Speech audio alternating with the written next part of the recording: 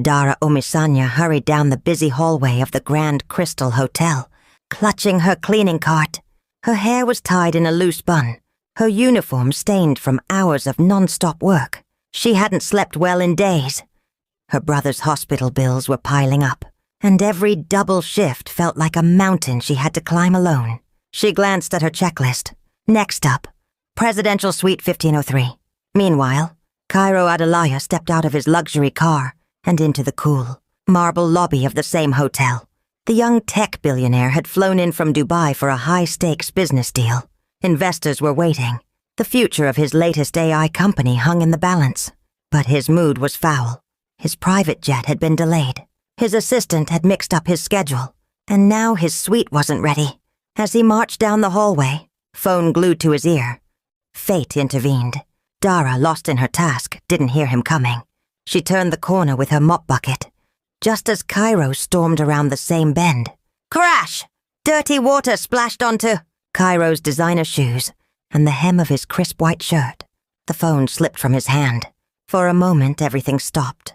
Dara gasped, eyes wide with panic. Oh no, oh my God, sir. I'm so sorry. Cairo's sharp eyes narrowed. Do you even know what you've just done? He growled. I didn't see you. Please forgive me. Dara stammered, trembling. Hotel staff turned to watch. Cairo's voice was low but deadly. This suit costs more than your salary for the year. Humiliation burned in Dara's chest. She lowered her head. It was an accident, sir. Cairo didn't respond.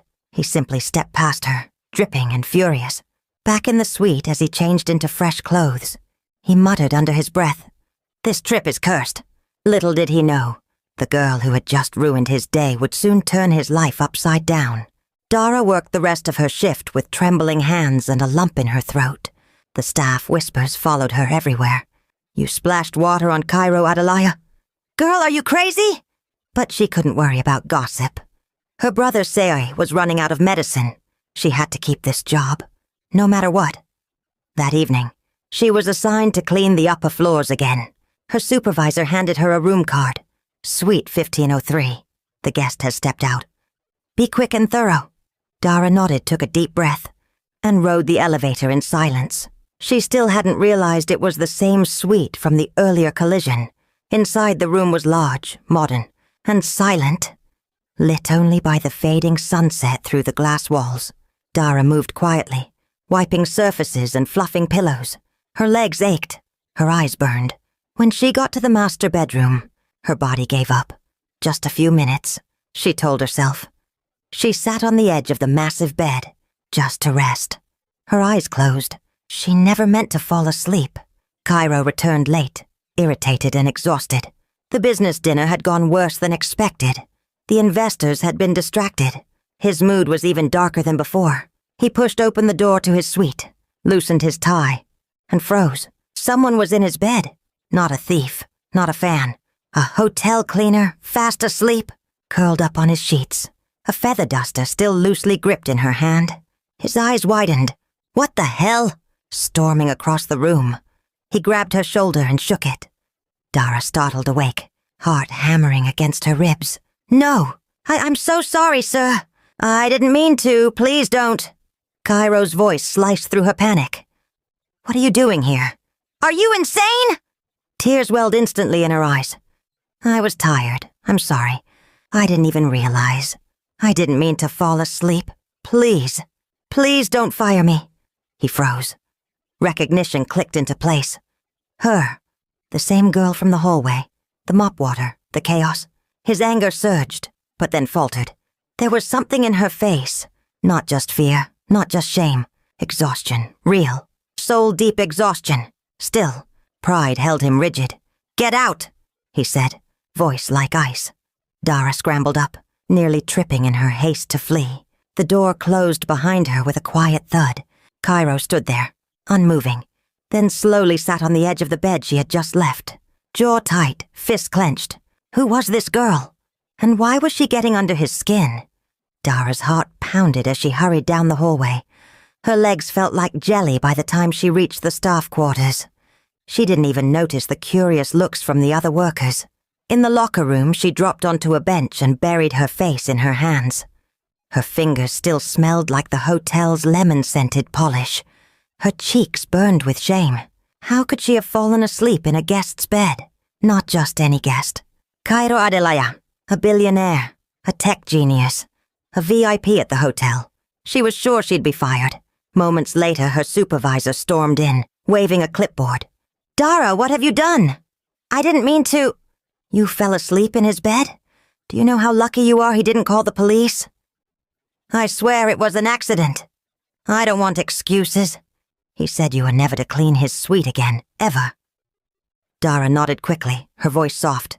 "Yes, ma'am." The supervisor sighed. "He didn't fire you. Count yourself lucky. But don't mess up again." "Understood," Dara whispered. That night she didn't go home right away. She went to the nearby public hospital, where her little brother Sei lay asleep, pale and weak. She gently brushed a curl from his forehead, her own fears pushed aside by the sound of his shallow breathing. Back at the hotel, Cairo stood by the window of his suite, looking out at the city lights. The skyline sparkled like glass. He had tried to forget her. That strange, quiet girl who had ruined his day, and then slept in his bed like it was her own. But he couldn't stop thinking about her. Who works so hard they pass out? What kind of life does someone like that live? He opened his tablet and stared at a financial report. But the numbers didn't make sense anymore. Cairo closed it, leaned back and sighed. "There's something about her," he muttered. Something he didn't understand, and didn't want to feel. Not yet. The next morning, Dara arrived early for her shift, eyes heavy from another sleepless night. She braced herself for more whispers, more shame. But to her surprise, the hotel staff acted strangely quiet around her. No teasing, no giggles. In fact, they avoided her altogether. It wasn't until she reached the back kitchen that her supervisor approached her again, this time with a puzzled expression. "You've been specially requested."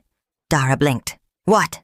"Room service, suite 1503. Mr. Adelaya asked for you by name." She froze. "Why would he—" The supervisor shrugged. "Your guess is as good as mine. Just deliver the tray and come right back. And behave." Minutes later, Dara stood outside the door of the suite that haunted her dreams. She took a deep breath and knocked. Cairo opened the door himself. His shirt sleeves were rolled up, his hair slightly tousled. He looked less like a billionaire and more like a man who hadn't slept either.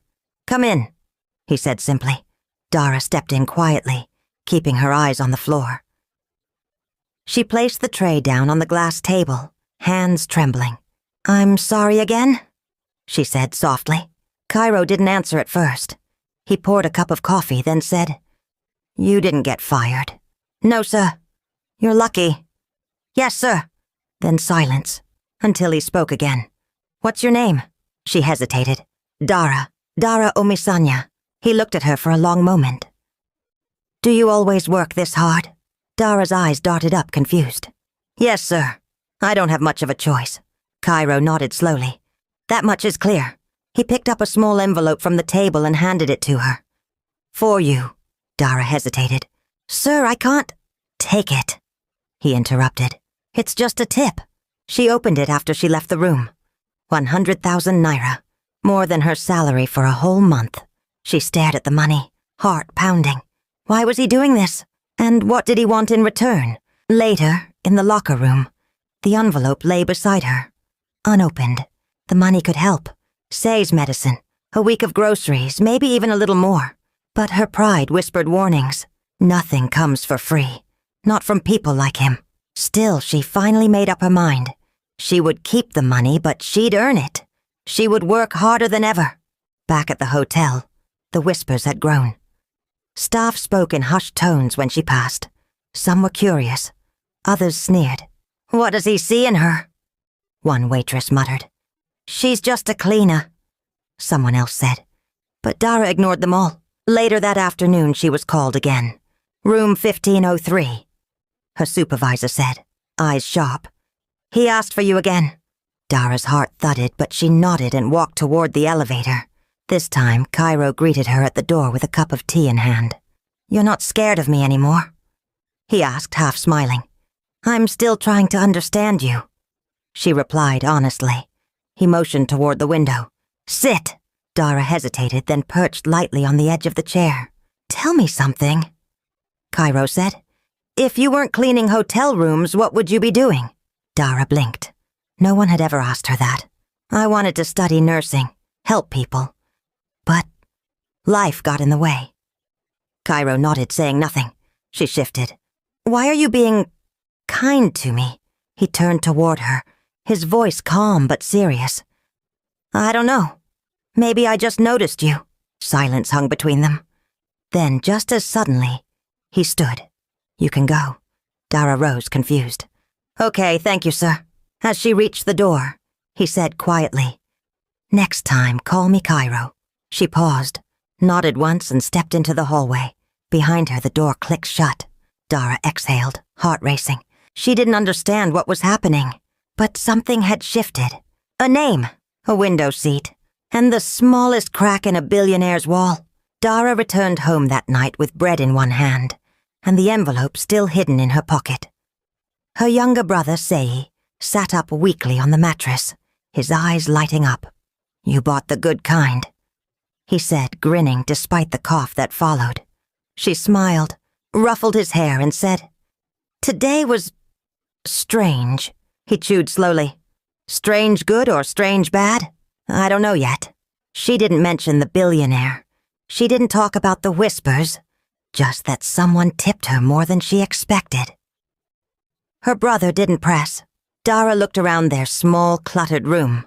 Peeling walls, a cracked window, a bucket catching water from a leak. But tonight, they had bread and hope. Back at the Grand Crystal Hotel, Cairo stood by the balcony of his suite, untouched dinner on the table. The city lights flickered like stars fallen from the sky. His assistant had called earlier. Should I book your return to Dubai, sir? Cairo had paused. No, extend the suite, indefinitely. Sir? Just do it. He didn't know what he was doing anymore. This wasn't like him. He didn't get attached. He didn't linger. But there was something about Dara. Her quiet dignity, her fire hidden beneath exhaustion, that haunted him.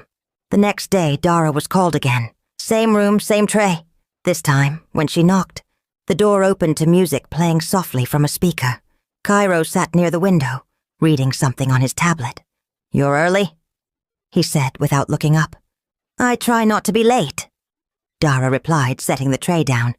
He looked up, then pointed to a chair. Sit, just for a minute. She hesitated, but something in his tone made her obey. They sat in silence for a while. No business talk, no orders, just quiet. Finally, he asked, What do you do when you're not working? Try to survive, she said plainly. Cairo leaned back. You're honest? I have no reason not to be. He smiled faintly, then picked up a second cup and poured her tea. Without a word, he placed it in front of her. Dara stared at it. No one had ever poured her. She sipped slowly. And for the first time, the silence between them didn't feel awkward. It felt safe. Dara walked through the staff hallway later that day, still holding the warmth of the tea in her chest. She didn't know what Cairo was doing, or why he kept asking for her. But part of her, deep down, didn't want it to stop. At her locker, she found a folded note stuck between cleaning gloves. Meet me by the fountain, after your shift. Shh. Her hands had trembled when she found it. Her first instinct was to tear it up, throw it away, forget it ever existed. But she didn't.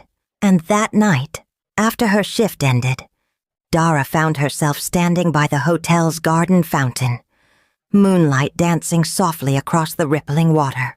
Cairo was already there, waiting. No guards, no tie, just a plain gray sweater and jeans. You came, he said, voice low. I don't know why, Dara replied, standing a few steps away. He looked at her carefully. Do you trust me? No, she answered. But I don't think you're pretending either. Cairo gave a small nod, his expression unreadable. I wanted to see where you live. She blinked. Why? Because I don't want to just guess anymore. Silence. Then Dara said, I don't bring people there. I'm not people. That's the problem. They stood in that quiet tension for a while. Cairo stepped closer, his voice almost a whisper. I'm not trying to fix you or change you. I just want to understand you. Dara looked away. Her voice cracked slightly. Most people like you don't try. I'm not most people. She met his gaze for a moment that felt longer than it was. Then softly she said, Fine, tomorrow, after my shift. He smiled. Not the arrogant kind, but one filled with something softer. Thank you. As Dara walked home that night, her thoughts were a storm. What was she doing? This man lived in skyscrapers. She lived behind broken fences. He spoke in billions. She counted coins.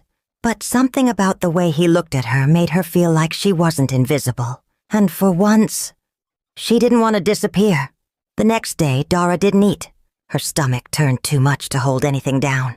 After her shift, she changed into her plainest dress, combed her hair, and wore the sandals with the least wear on them.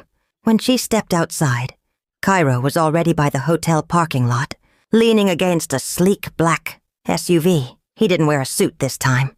Just a button-down and slacks. No watch, no air of power. He smiled gently when he saw her. Ready? Dara hesitated, then nodded. The drive was quiet. She noticed he didn't speak until she did. This is the longest road I've ever taken with a stranger, she said finally. Maybe we're not strangers anymore. Dara glanced at him. His voice was soft, but there was a weight behind it. They reached her neighborhood just after sunset. The streetlights flickered like they were too tired to glow. Children played in the dusty road, their laughter cutting through the hum of generators. Cairo stepped out without hesitation. You don't have to, Dara began. I want to. They walked slowly toward her building. The street narrowed. A few neighbors peered through windows. This is home, she said, voice low. They reached her door, a rusted sheet of metal with a bent handle. Cairo stood quietly as she unlocked it. Inside, her brother looked up from his blanket, eyes wide. Dara, who's that? Dara knelt beside him. A friend. Cairo nodded and waved. Hi, I'm Cairo. Say's eyes lit up. Like the tech guy from TV? Cairo laughed. Maybe. They didn't stay long. Cairo didn't push. He just stood near the window, watching how carefully Dara tucked Say in, how she straightened their tiny room like it mattered more than gold. On the way back, neither of them spoke, but as Cairo drove, he glanced at her and said, Thank you for showing me your world. Dara looked out the window. It's not much. It's real. That's more than I can say for mine. That night, Dara lay awake, staring at the ceiling. For the first time in years, her world had been seen, and she wasn't sure how to feel about it. The days passed in soft, silent shifts. Cairo still called for Dara, sometimes just for tea, sometimes for nothing at all.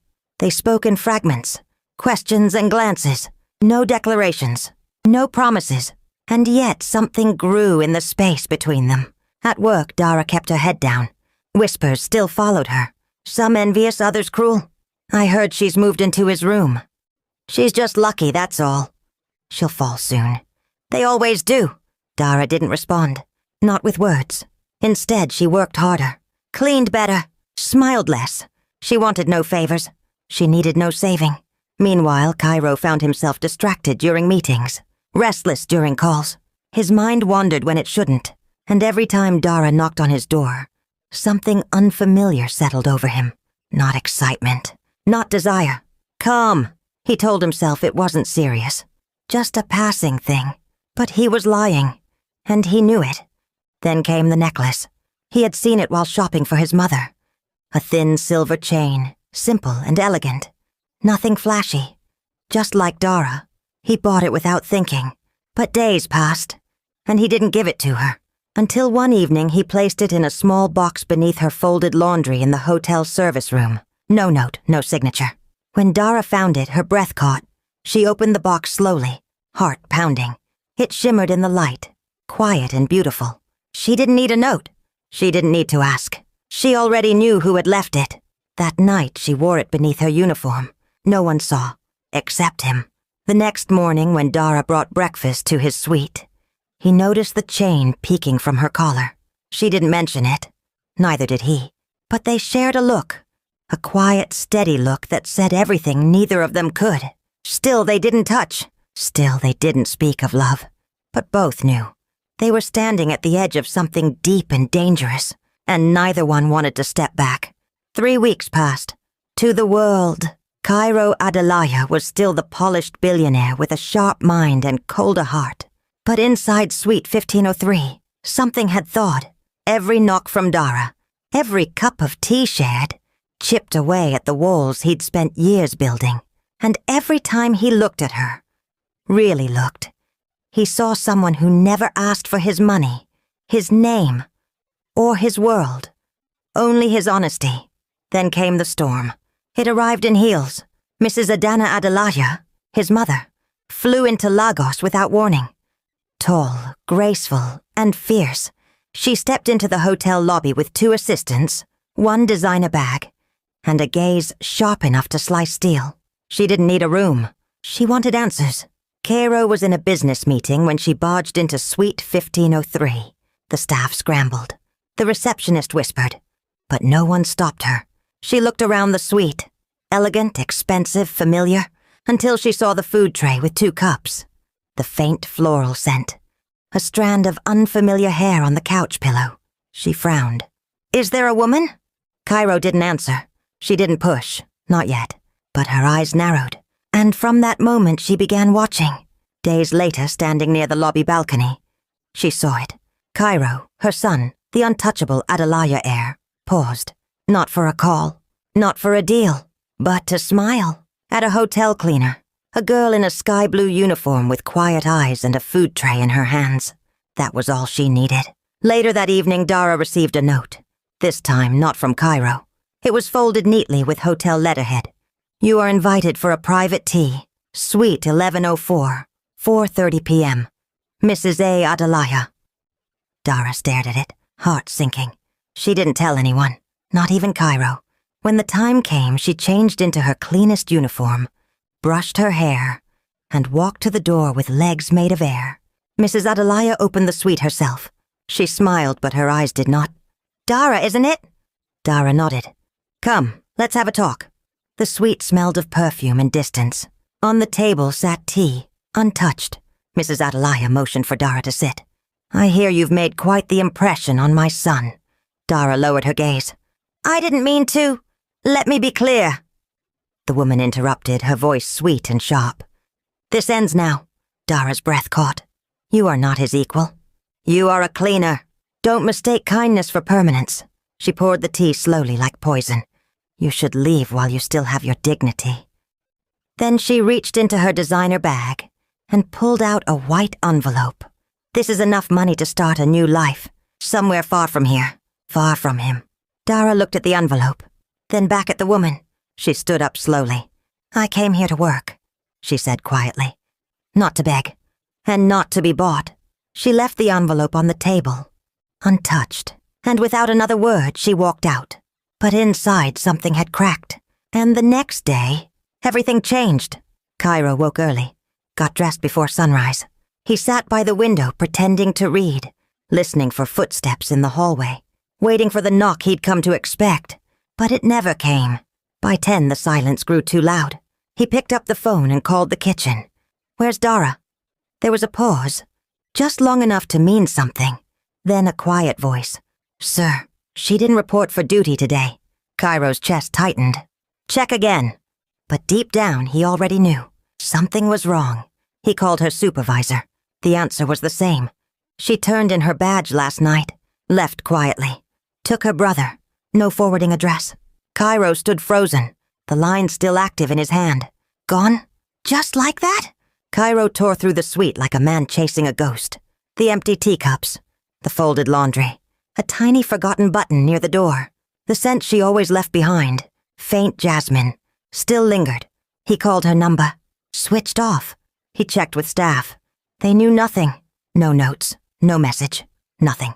Later that night, Cairo sat alone in the dark, staring out the window. The city lights sparkled beyond the glass. Bright, busy but meaningless without her. Then his phone rang. It was his mother. She didn't need to ask what was wrong. The silence in his voice said enough. "I hope you've come to your senses," she said gently, but with steel beneath the words. He didn't answer.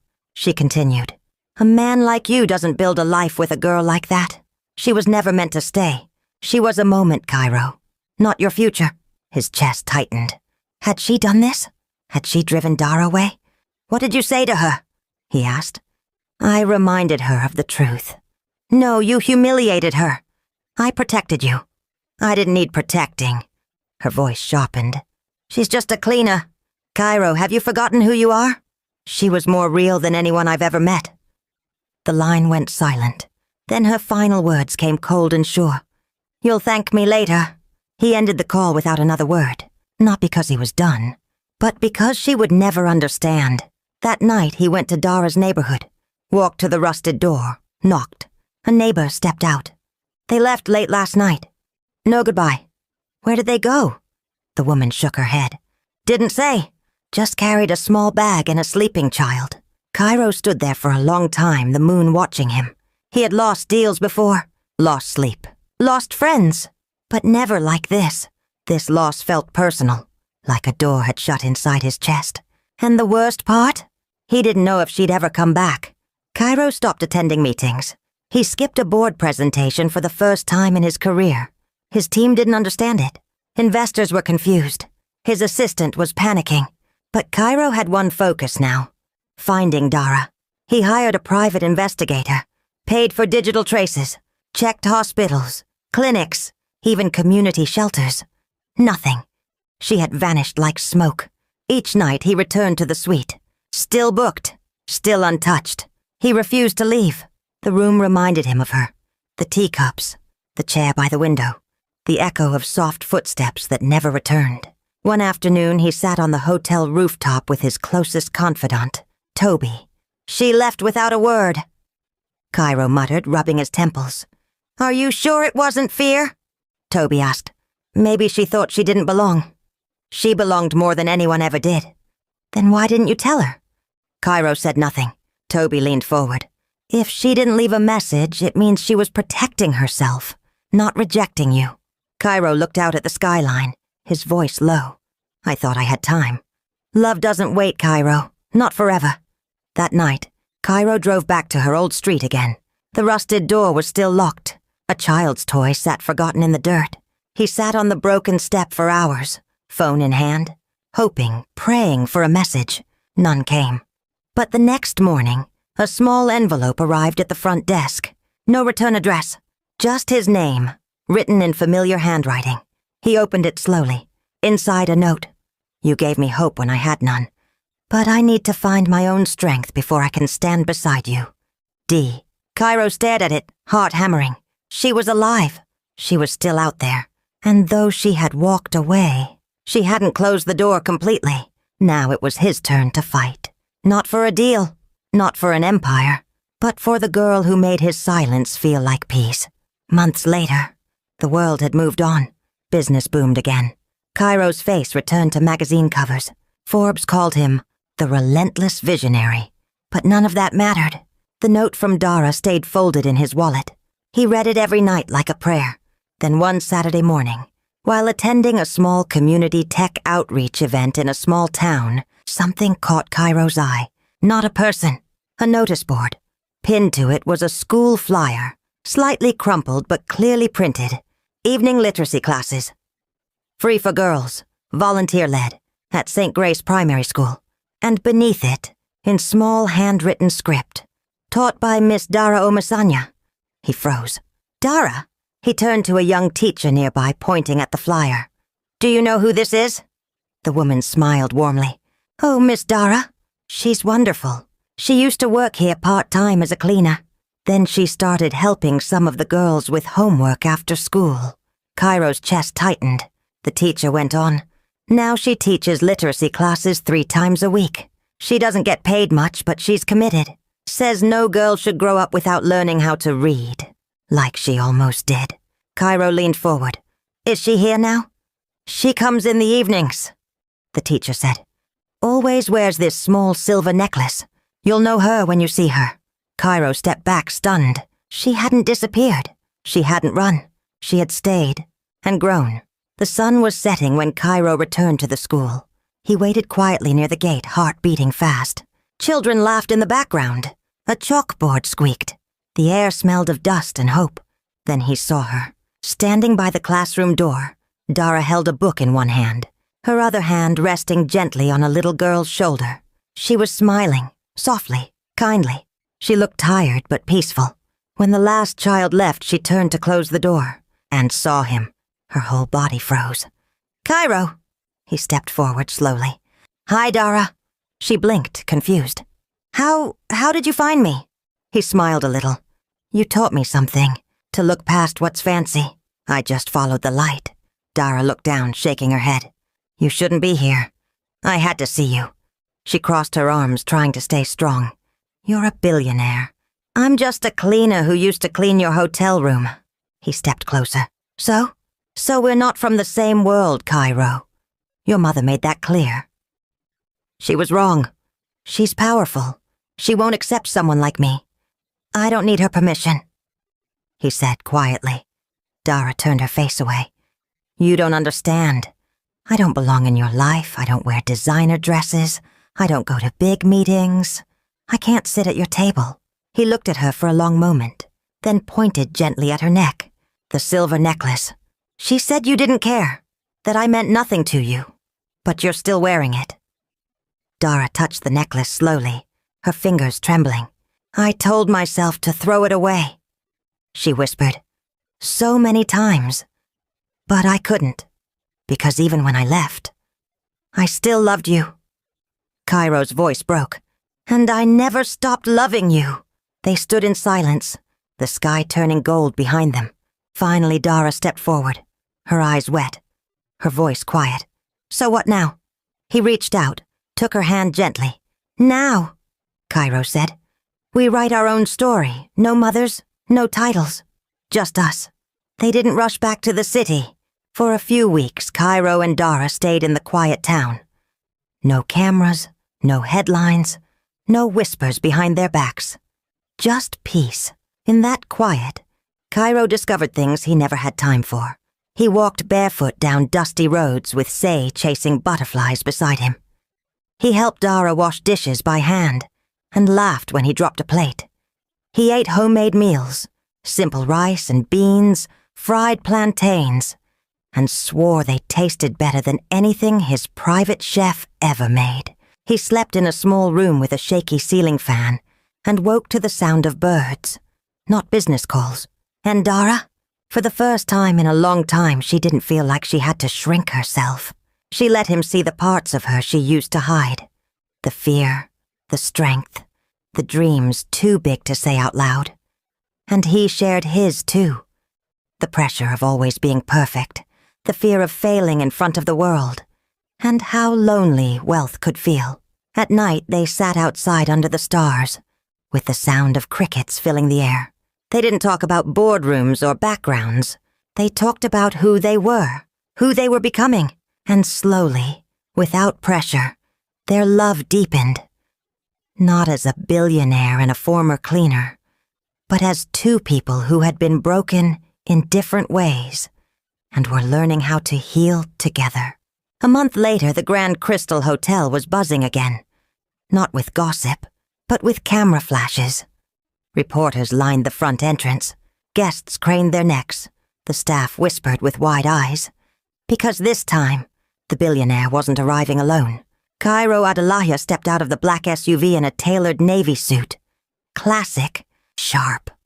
Beside him walked Dara, in a pale blue dress, simple flats, and that same silver necklace. She didn't cling to him. She didn't smile for the cameras. She simply walked beside him.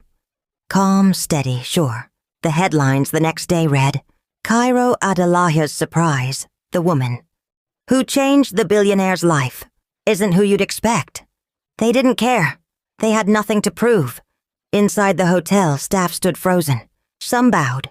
Others looked away. Dara's former supervisor fumbled her clipboard. Cairo greeted them all politely, then turned to Dara. Ready? She nodded. They were here for a charity gala, one Cairo had insisted be held in support of community education programs. Programs Dara helped design. She didn't want the spotlight. She wanted results. He gave her both. Later that night, as the ballroom lights dimmed, and the applause rose for the final speech. Cairo stepped onto the stage. He didn't speak about profits. He didn't talk about tech. He simply said, "I met someone who reminded me that kindness doesn't wear a suit, that strength doesn't come from money, and that love often walks in when you're not looking." The crowd fell silent. Then slowly, it stood. Dara, standing near the back, didn't cry. She simply watched him, steady, proud, and calm, with the same quiet fire that once lit her way through the hardest days. After the gala, they walked outside hand in hand. No guards, no noise. Just two people who had found each other in the unlikeliest of ways. "I still think it's funny," Dara said with a smile. "What is?" "How all this started with me falling asleep in your bed." Cairo chuckled. "Best accident of my life." And as the city lights blinked behind them, they stepped into the night, not as billionaire and cleaner, but as equals, as home. The end. If you love this story, make sure to like the video and subscribe to my channel for more captivating stories like this one.